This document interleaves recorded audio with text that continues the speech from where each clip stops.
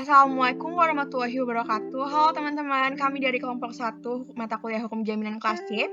Hari ini akan berdiskusi mengenai topik yang menarik banget nih. Oh ya, aku di sini nggak sendiri aja. Ada nih Butu Indah Hardini. Halo Indah. Terus ada Salsa Bilazaria. Halo Salsa. Terus ada Hadijah Sahab. Halo Hadijah. Dan yang terakhir ada Danti Helmalia Putri. Halo Danti. Halo. Ya. Sebelumnya perkenalkan, nama aku Aulia Syifa Pramestia, di sini sebagai moderator yang akan membawa podcast perdana ini. Dan pada hari ini kami akan membahas mengenai hukum jaminan yang berkaitan dengan ekonomi kreatif dan hak kekayaan intelektual. Jadi di sini Salsa sama Indah akan menjadi pembicara dari topik ekonomi kreatif, lalu Hadijah dan Danti akan menjadi pembicara dari topik hak kekayaan intelektual. Oke, Indah, sebelum kita mulai masuk ke dalam hukum jaminan yang berkaitan dengan ekonomi kreatif, kita harus tahu dulu nih, definisi dari hukum jaminan itu apa sih, Indah? Oke gitu, sebelumnya makasih ya Sif. Kita mulai ya. Sebenarnya hukum jaminan itu merupakan peraturan hukum yang mengatur tentang jaminan piutang seorang terhadap pihak debiturnya. Tapi kalian tahu nggak kalau jaminan itu berhubungan dengan permasalahan utang, yang dimana di dalam perjanjian pinjam-meminjam, uang dari pihak kreditur yang meminta kepada pihak debitur agar menyediakan jaminan berupa sejumlah harta kekayaan untuk pelunasan hutang tersebut. Dan nilai dari suatu jaminan yang diberikan kepada kreditur itu biasanya melebihi dari nilai kreditnya sendiri. Kenapa? Karena hal tersebut dilakukan oleh pihak kreditur agar ia terlindungi dari kerugian yang ada gitu sih. Oke, dan seperti yang kita sudah pelajari juga di satu semester mata kuliah hukum jaminan ini, bahwa di hukum jaminan itu luas banget kan cakupannya, mulai dari gadai, fidusia, hak tanggungan, hipotek, jaminan perorangan, garansi bank, resi gudang, dan yang akan kita bahas tentunya ekonomi kreatif dan hak kekayaan intelektual ini. Oke, kita ke pertanyaan basic dulu kali ya. Salsa, sebenarnya definisi dari ekonomi kreatif itu apa sih, Sal? Jadi, definisi dari ekonomi kreatif itu ada banyak umum, ekonomi kreatif itu merupakan kegiatan produksi dan distribusi serta jasa yang di dalamnya itu membutuhkan gagasan dan ide kreatif serta kemampuan intelektual.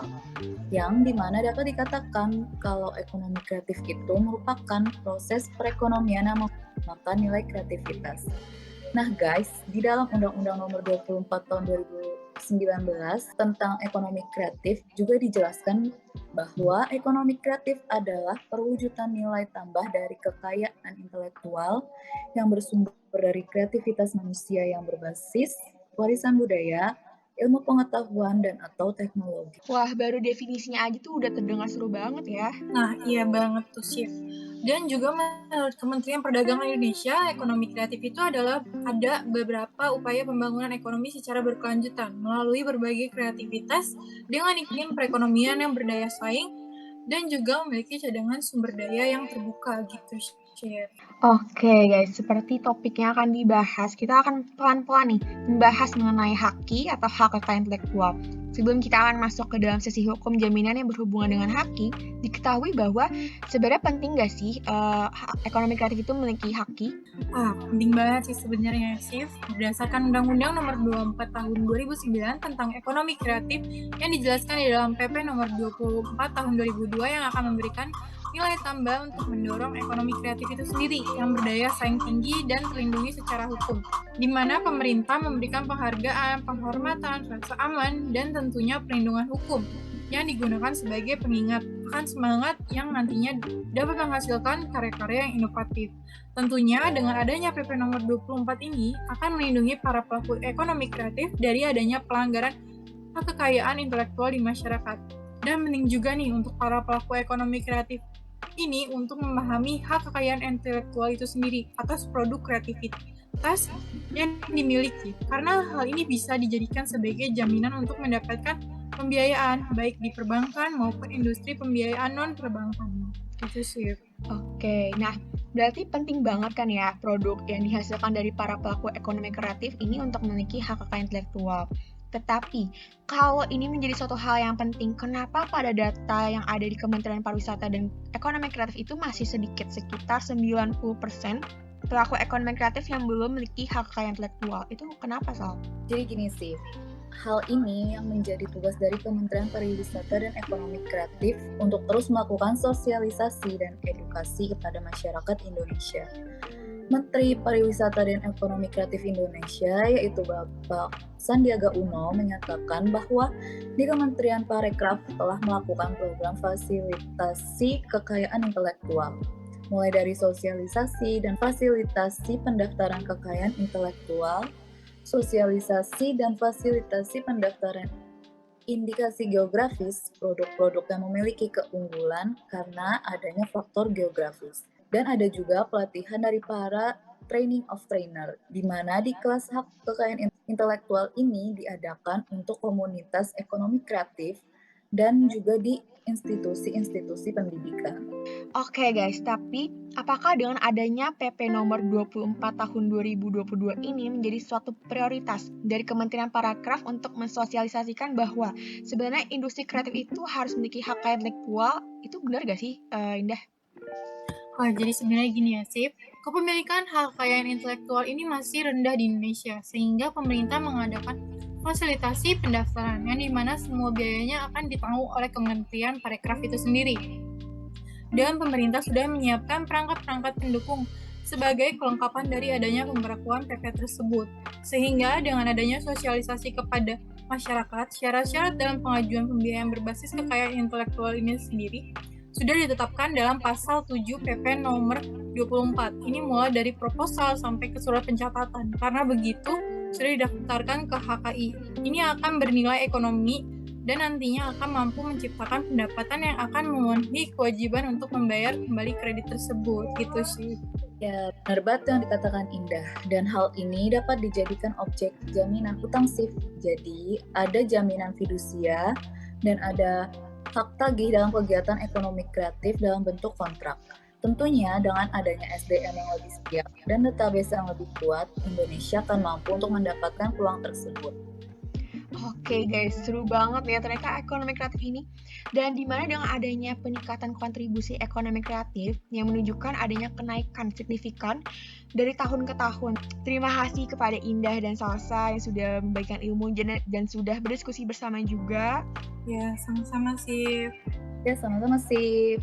Oke, sekarang kita akan masuk ke dalam topik hak kekayaan intelektual. Kali ini kita akan membahas mengenai hak kekayaan intelektual sebagai jaminan kredit di perbankan. Nah, di sini kita akan berdiskusi bersama dengan Hadijah dan Danti. Oke, kita mulai aja kali ya. Hadijah, apa sih hak kekayaan intelektual itu? Apa sih definisinya? Nah, teman-teman tadi sudah dikupas tuntas tentang ekonomi kreatif oleh Indah dan Salsa. Sekarang langsung aja kita akan masuk ke materi hak kekayaan intelektual.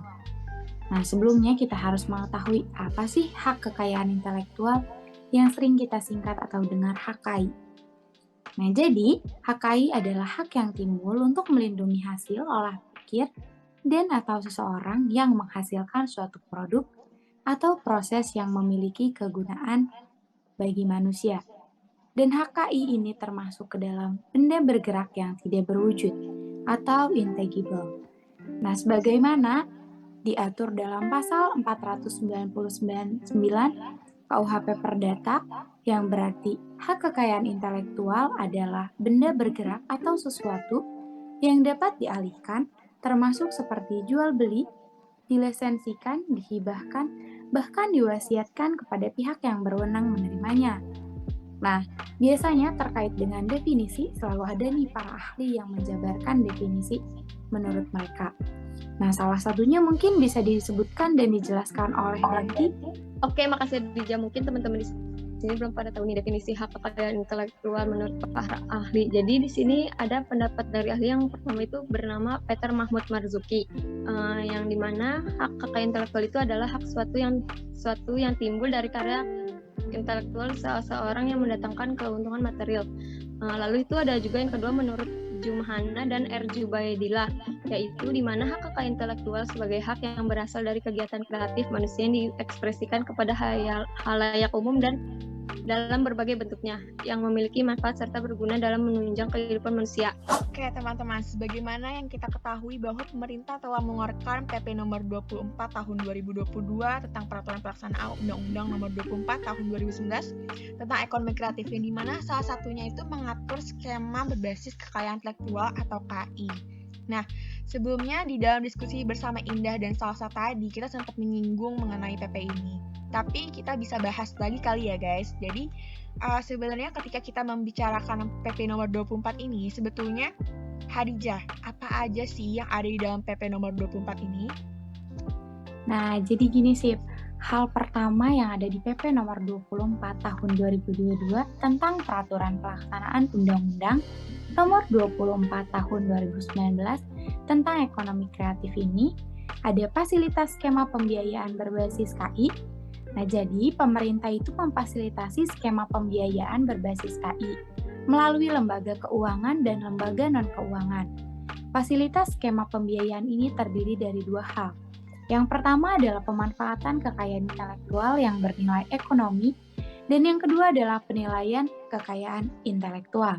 Oh ya teman-teman, jadi dalam pengajuan pembiayaan berbasis KI ini ada syaratnya, yaitu yang pertama ini harus mengajukan proposal pembiayaan dan kemudian harus memiliki usaha ekonomi kreatif dan memiliki perikatan terkait kekayaan intelektual dari produk ekonomi kreatifnya, serta memiliki surat pencatatan atau sertifikat kekayaan intelektual.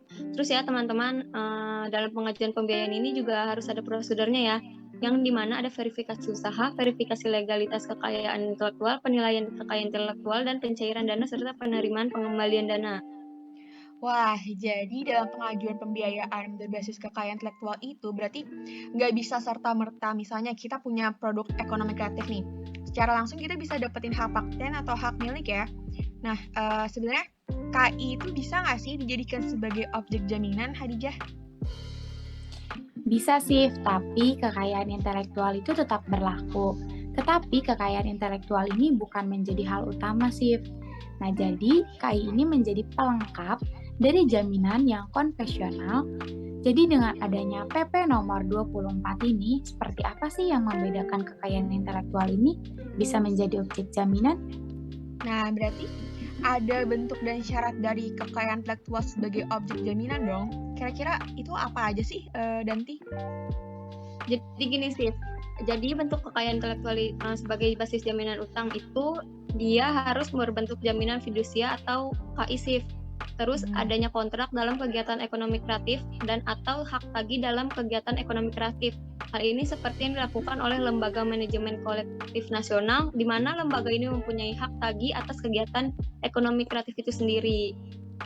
Nah, lalu syarat kekayaan intelektual sebagai objek jaminan itu harus sudah tercatat atau terdaftar di Ditjen KI, di Kementerian Hukum dan HAM, dan sudah dikelola baik secara sendiri-sendiri dan atau dialihkan haknya kepada pihak lain. Dan teman-teman, kalian tahu nggak kalau kementerian yang menyelenggarakan urusan pemerintahan di bidang hukum dan hak asasi manusia ini menyediakan akses data kekayaan intelektual yang dijadikan sebagai objek jaminan loh. Dan seperti yang kita tahu bahwa jaminan utama dari perbankan itu sebagaimana yang sudah ditegaskan dalam undang-undang adalah kepercayaan. Karena semua kreditur pada dasarnya sudah dijamin dengan jaminan umum di dalam pasal 1131 dan pasal 1132 KUH Perdata. Oke guys, mungkin jika melihat beberapa hal dari sisi perbankan, bagaimana perbankan melihat hak kekayaan intelektual menjadi jaminan kredit, karena hal ini mungkin bukan suatu hal yang baru ya, bahwa dari tahun 2010 dibuat aturannya, tapi mungkin belum menjadi sesuatu hal yang sangat biasa untuk dilakukan di dunia perbankan. Kalau kita lihat nih guys, dari jaminan kredit perbankan itu maksudnya gimana sih guys? Jadi gini sih, dan teman-teman yang lain, sebagaimana yang tadi kamu bilang bahwa asas utama dari perbankan itu adalah kepercayaan dalam hal mengumpulkan dana dari masyarakat, tetapi dalam hal kredit perbankan itu diatur oleh Undang-Undang Perbankan. Nah, jaminan kredit dalam perbankan itu disebut dengan agunan, yakni jaminan tambahan yang diserahkan nasabah debitur kepada bank dalam rangka pemberian fasilitas kredit atau pembiayaan berdasarkan prinsip syariah. Pada prinsipnya, jaminan kredit itu adalah layakan usaha berupa arus uang usaha penjamin, tapi ada kalanya bank itu membutuhkan agunan berupa aset untuk lebih meningkatkan keyakinan daripada pihak bank. Oh, berarti bisa dikatakan juga bahwa waktu bank memberikan kredit nih, bank itu sebenarnya telah tetap memperhatikan hal-hal mulai dari prospek usahanya seperti apa, terus kinerjanya usahanya, kemudian lihat juga kemampuan bayarnya atau repayment capacity-nya, yang dihitung dari cash flow dari prospek usahanya tersebut ya. Iya sih. Nah, jadi yang dilihat di sini itu adalah kemampuan membayar, prospek usahanya, kinerja dari usahanya. Dan jaminan ini yang menjadi second way out buat bank. Kalau bank memerlukan, maka bank akan meminta jaminan tambahan.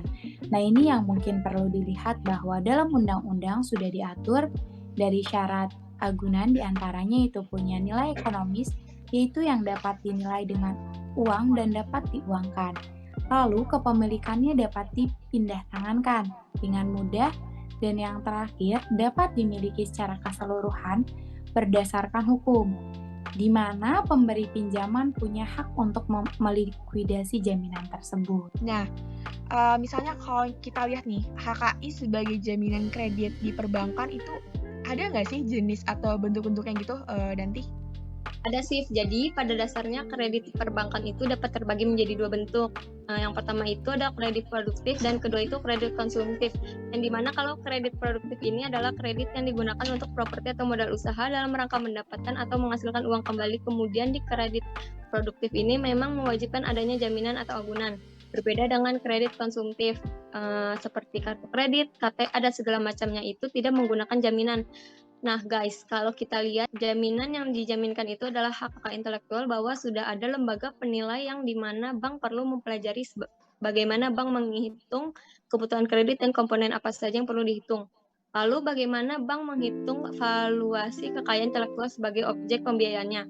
Kemudian bagaimana bank mengeksekusi KI itu dan beberapa nilai jualnya serta teknik eksekusinya seperti apa, dan hal ini merupakan menjadi tantangan dari perbankan itu sendiri. Oke guys, nggak kerasa ya, kita udah di penghujung podcast ini, dimana kita udah berdiskusi banyak banget bersama Indah, Salsa, Hadijah, dan Danti mengenai hukum jaminan yang berkaitan dengan ekonomi kreatif dan hak kekayaan intelektual. Aku akan menyimpulkan beberapa hasil dari diskusi kita hari ini. Dengan memiliki kekayaan intelektual itu tidak serta-merta menjadi jaminan, tetapi ada syaratnya bagaimana dia bisa untuk mendapatkan itu, dan kita tentu dapat melihat bahwa subjek hukum dalam Undang-Undang Nomor 24 Tahun 2019 dan PP Nomor 24 Tahun 2022 ini adalah pemerintah. Sehingga pemerintah di sini termasuk semua kementerian dan lembaga harus siap melaksanakan dan mengimplementasikan jaminan kredit berbasis HKI ini. Dan di sini pihak perbankan diharapkan untuk tidak ragu atau tidak takut dalam memberikan jaminan kredit kepada para pelaku ekonomi kreatif, yang dimana tentunya tetap harus mengikuti prosedur-prosedur hukum yang bisa dilakukan, termasuk membuat perjanjian fidusia antara pihak bank dan non-bank dengan para pemilik ekonomi kreatif agar memperkuat posisi bank itu sendiri. Oke, aku ingin berterima kasih nih kepada para pembicara kita. Hari ini ada Indah, Salsa, Hadijah, dan Danti yang sudah membagikan ilmunya kepada para pendengar podcast kita kali ini. Aku Syifa selaku moderator undur diri. Mohon maaf apabila ada kesalahan kata maupun perbuatan. Sampai jumpa di lain kesempatan. Assalamualaikum warahmatullahi wabarakatuh. Dadah teman-teman, terima kasih semuanya.